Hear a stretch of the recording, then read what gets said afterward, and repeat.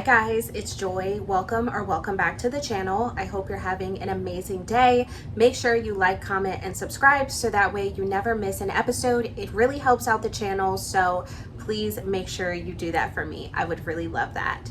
Now, the case that I have for you today is an absolute doozy. This is one of those cases where I truly believe that it can be solved.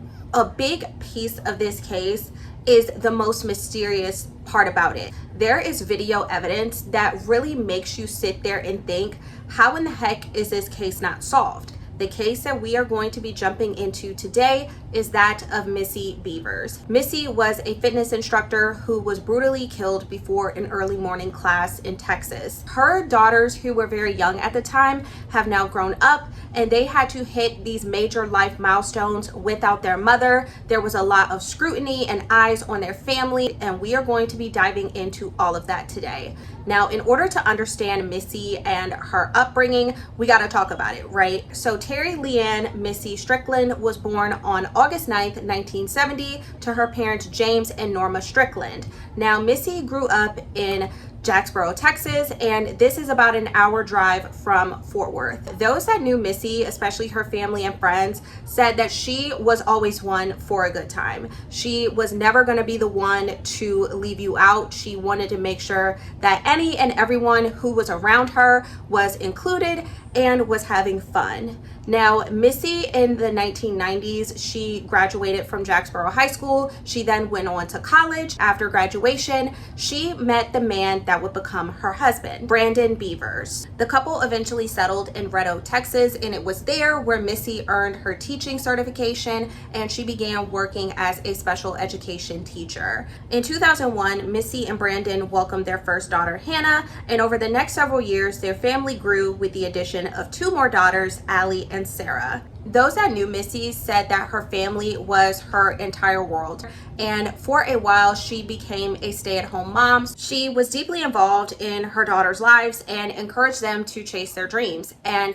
a big thing for Missy that was very important to her was her faith. Everyone who knew Missy said that she was the type of person who believed in hard work and believed that through God any and everything was possible, which amen to that. Eventually, Missy found a way to combine her love for helping people with a new passion that was indeed changing her own life. Over the years, Missy developed a passion for health and fitness, and she wanted other people to feel as good as she did, and she wanted fitness to change their lives as it did hers. So in June of 2014, she earned her personal training certification and began working at Anytime Fitness, which was the same gym that helped her get started on her fitness journey. Now, Missy's clients very quickly fell in love with her. They loved her teaching style, the way she would encourage you and pour life into you as you were getting a good workout in. And eventually in 2015, she began doing Camp Gladiator boot camps. Now, Missy's early morning boot camps were a hit. People loved these classes. They appreciated her positive attitude and the way that she would continuously motivate other people. Now, most of Missy's classes were held at the Creekside Church of Christ in Midlothian, Texas, and this is a very important piece of this case. And because the attendance was so high, Missy would typically hold those workouts outside in the church parking lot. Now, this brings us to April 17th, 2016. Severe thunderstorms were coming through that evening in Midlothian, Texas, and Missy posted on social media informing her class that instead of being outside in the church parking lot, they would move the class to indoors and it would go on as scheduled at 5 a.m. And Missy was an early bird, so she was going to get up at 3 in the morning, make her way to the church, and then set up so that way she was ready for her 5 a.m. class. At around 4:16, Missy can be seen pulling into the church parking lot, and then she is seen heading inside. However, I don't think that surveillance footage has been made public. However, if it has been, I will insert it in here. But needless to say, Missy got there a few minutes early so that way she could set up. Just a few minutes before class was set to start, a few of Missy's students started rolling in.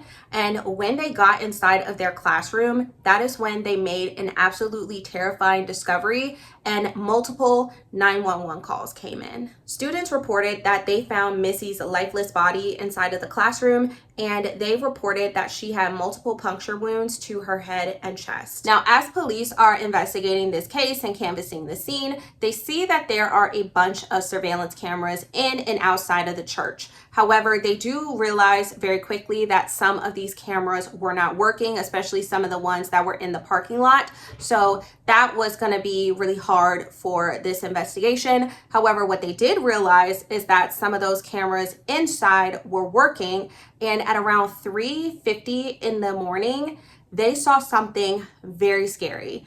Now, we are going to walk through this surveillance footage together. This is the key evidence in this case, and it is the most eerie piece of evidence in this case because this is believed to be Missy's killer. So let's go ahead and dive into this surveillance footage that police made public. So let's walk through what we're seeing. This is about 30 minutes before Missy got there. They're dressed in what appears to be SWAT style or police tactical gear, although investigators have never confirmed whether that equipment was authentic, and one can conclude that it is definitely not.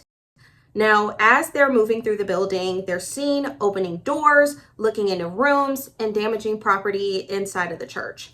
Now, at several points in the video, you can see the individual appear to use a tool to break through the glass and force entry through some of the doors. Now, investigators have said that the suspect used a pry bar to gain access to parts of the building. However, what's strange is that the person doesn't appear to be in any rush. Instead, they seem to wander through the church, moving from room to room and spending an extended amount of time inside the building before Missy even got there. Now, investigators have long believed that the person seen in this surveillance footage is indeed responsible for Missy's murder. However, despite years of investigation and countless tips and widespread public attention, the individual captured has never publicly been identified. This morning at approximately 5 a.m., Midlothian officers and EMS were dispatched to an unresponsive person to the Creekside Church in the 5400 block of East Highway 287. Midlothian officers arrived at the location just after fire and department medics arrived on the scene, and the medics were attending an unresponsive female as officers entered the church. The officers observed a lot of glass, broken glass on the floor, and the female, as well as the female. They started the search of the building to make sure there were no other individuals in the facility. During the search, the officers found evidence of forced entry into the building, indicating a possible burglary. The entire building was searched and nobody was found. After that, the victim was pronounced deceased by Ellis County Justice of the Peace Bill Woody, and officers at the scene located evidence, again, forced entry. The victim was identified as Terry Beaver, 45 years of age, from Midlothian, Texas. The victim was transported to Dallas County Medical Examiner's Office. During the course of the investigation, detectives located and collected a video evidence. The video depicts an unknown male walking inside the church building dressed in police-type clothing and wearing a helmet and gloves. You have been following this case. If you've been deep diving on this case, you probably know what I'm about to talk about. Something that really stands out in this video: the suspect's walk. The suspect had a certain gait to them, and this was something that investigators really were honing in on because they felt that this person had some sort of injury or that was just how they walked. And so they really felt that if a person was able to be identified through that type of gait, they could really narrow down their suspect list. We asked the public to analyze the footage once again, watch the mannerisms, walking style of the suspect. If they have any information, please contact us. However, here we are almost 10 years later, and we still don't know who that is. When looking through this footage, I was half and half on certain points. At the very beginning, when I first heard about this case, I thought it was a man. But then when I kept looking at the video over and over again, I'm like, there are times where this person kind of walks like a woman. But I'm really curious to see what you guys think about that. Let me know in the comments if you think that the suspect is a man or a woman. Now, you could tell that Missy really truly had an impact on her community because immediately after her death, there were numerous candlelight vigils, and there was one particular one where Brandon spoke, and he was completely devastated. He said, "You guys embody the spirit of my wife. I wasn't very good at praising my wife for what she did, and that's one of my regrets." Then on Saturday, April 23rd, Missy's funeral was held at the Cowboy Church, and hundreds of people gathered to reflect on Missy and the impact that she had on their lives. Now, because the case has remained unsolved for such a long time, that has created an influx of theories out there online. So let's talk about some of those theories. The first theory is that Missy interrupted a burglary. As we saw in the video, the person was breaking various things in the church, breaking doors, like rummaging through things. But the person was also very calm. Maybe Missy heard a noise. She went to go investigate. That is when she was attacked. That very well was a possibility for investigators. However, nothing that belonged to Missy was stolen. Nothing from the church was stolen. The burglary theory was really starting to become highly unlikely.